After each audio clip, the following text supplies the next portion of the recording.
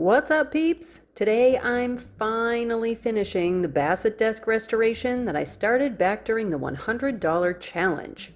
I'll link that video below, but spoiler, I failed the challenge. There were just so many steps to complete on this piece, hence the two-parter.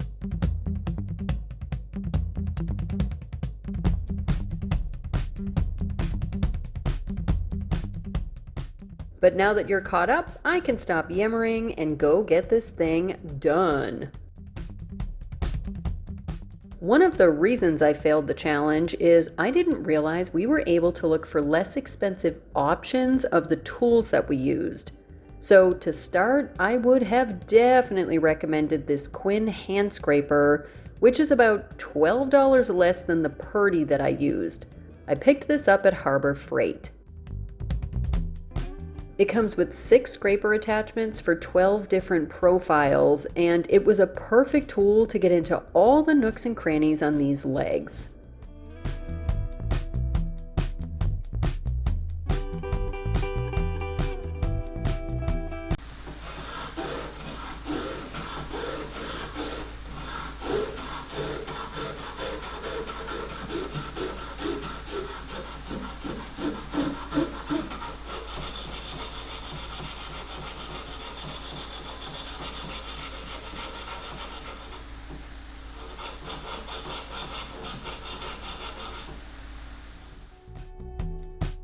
Then I was back to scraping in some of the smaller, tighter corner areas.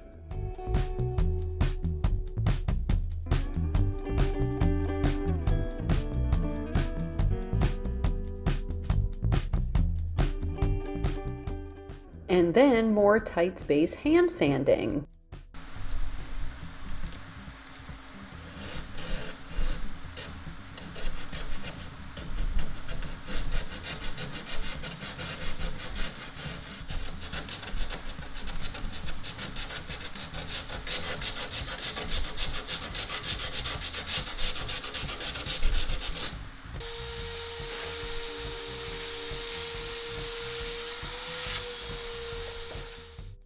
And I know you'll never guess, but guess what? After that, yup, even more hand sanding.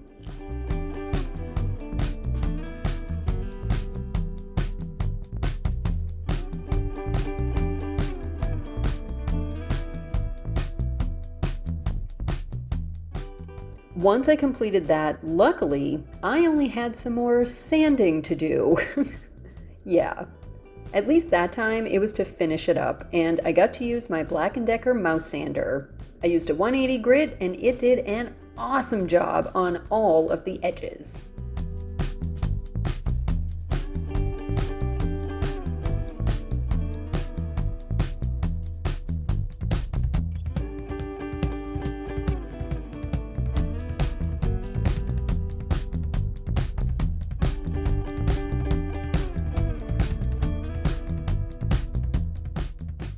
When I changed over to the orbital sander, I also changed to a 220 grit.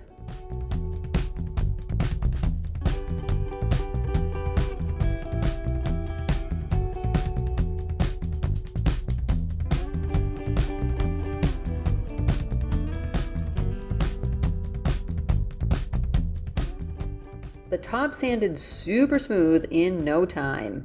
And after that, all I had left to do was more hand sanding. That's right, I got into these grooves with a 220 grit. Then I wiped everything down with water, which actually helped to raise the grain, but check out how fast this thing dried.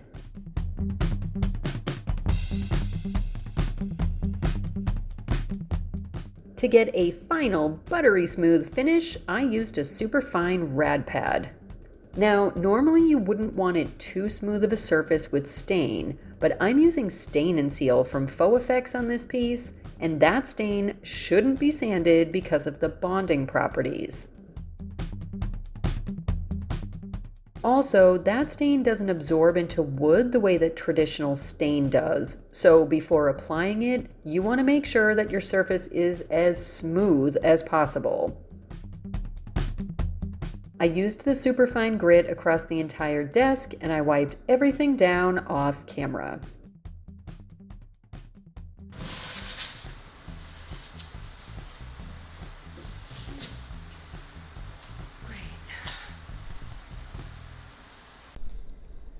Okay, hopefully this is coming out on camera. I think it actually is. The top of this thing is severely water damaged. I just can't get any of these stains out. And I really considered using oxalic acid for this. However, almost all of the legs look like this. This staining goes so deep into the wood that no matter what I did or how many grits I went through or how many passes I did, I just was not able to get this staining out. It's in all of them, unfortunately. There's just so many areas of concern here, and there's just nothing I can unfortunately do about it. All right, everyone, I think you definitely saw that I was missing a couple of rails in the front of the desk. I keep wanting to call it a dresser. It's not a dresser, it's a desk. Anyway, this is the one that I took out. I can't flip it over because it has my full name and phone number on it, and I'm just not willing to share that on the interwebs. So I'll show you on the side here, hopefully you can see. There's a big gouge out of this one. So I needed to create new ones, but I don't have a router table that could get this profile.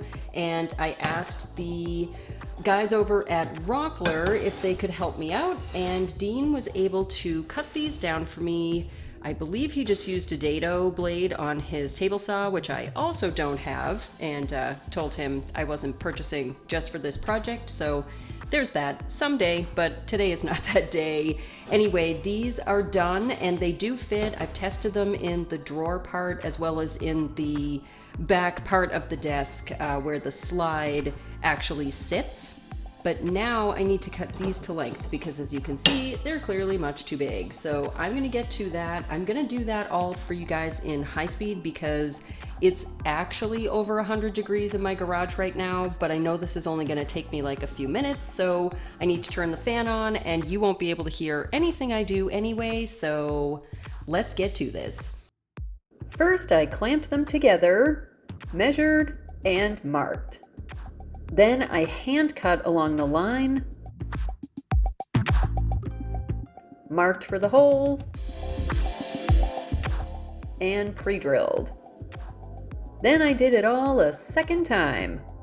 On the second one, the bottom wasn't totally flat, so I flipped it to start the cut,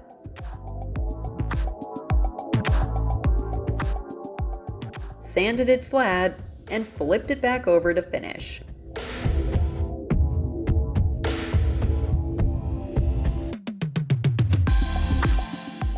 I marked and added a countersink for the screw.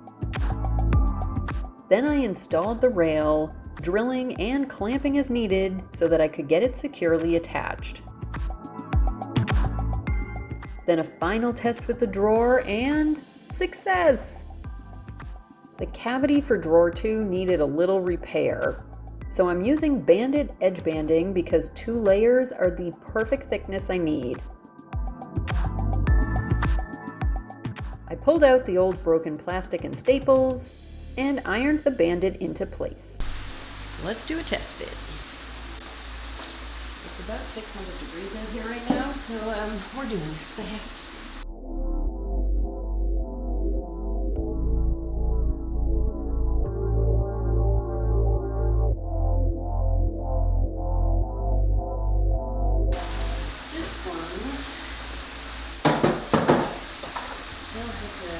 This back on there, so let's pull some staples. Get that going.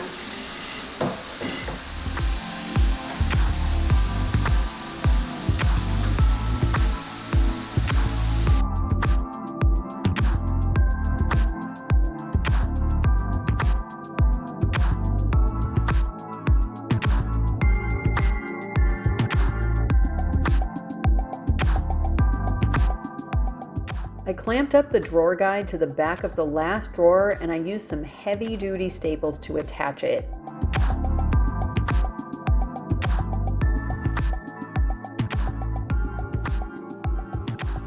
Then I tested my work and... Okay, moment of truth.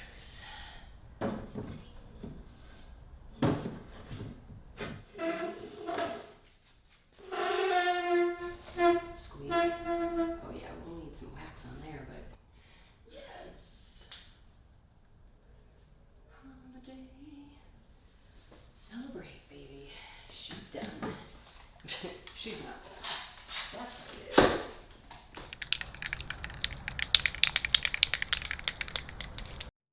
To give myself a bit of a break from the wood parts, I got busy spray painting the hardware. This desk is going to live in Matt's office once we get that all situated, and he doesn't mind the original Batwing hardware, which is good because I could not remove the ghosting from the long drawer. But since these aren't real brass, they did tarnish when I cleaned them with vinegar, so I think this Krylon satin black will be a beautiful contrast. I did 2 coats. These I will have to flip the handle down when the bottom part dries. That'll be after coat 2. Then it was back to the desk for the final prep steps, starting by tapping all of these drawer guide staples in so that they sat beneath the guide surface.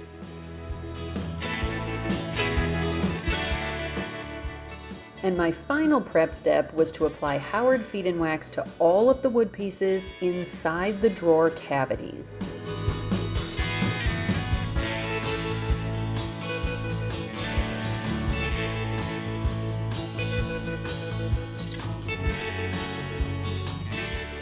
Once I finished that, it was finally time to stain and seal the entire piece. I really wanted to leave this as a 2-tone desk after all of you commented about how cool it looked, because it really was cool. But sadly, once I found all that staining everywhere, I knew it would be way more work than it was worth to try to bleach it all out. And there'd be no guarantees that I could.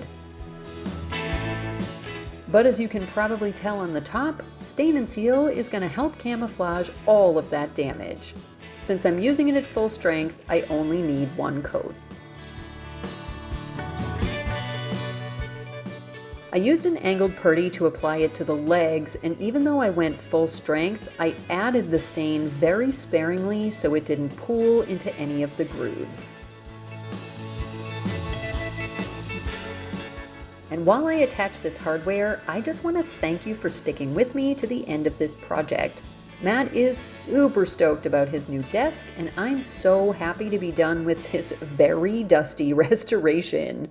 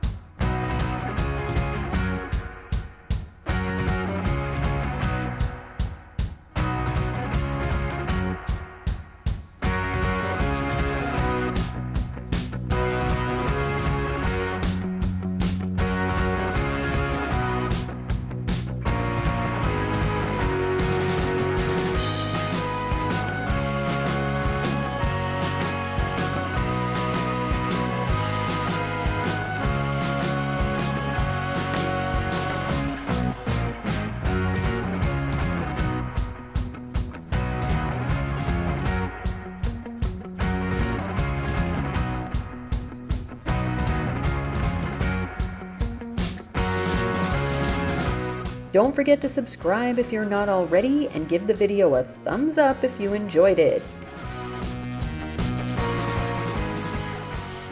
Thanks so much for being here and watching today. Later, peeps!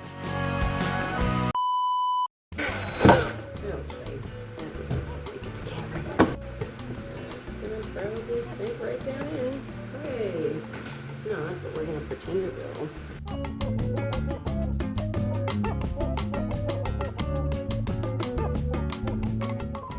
Okay, so that is actually disgusting. Hold on, we're gonna wash that. Yeah, this isn't making it to the final.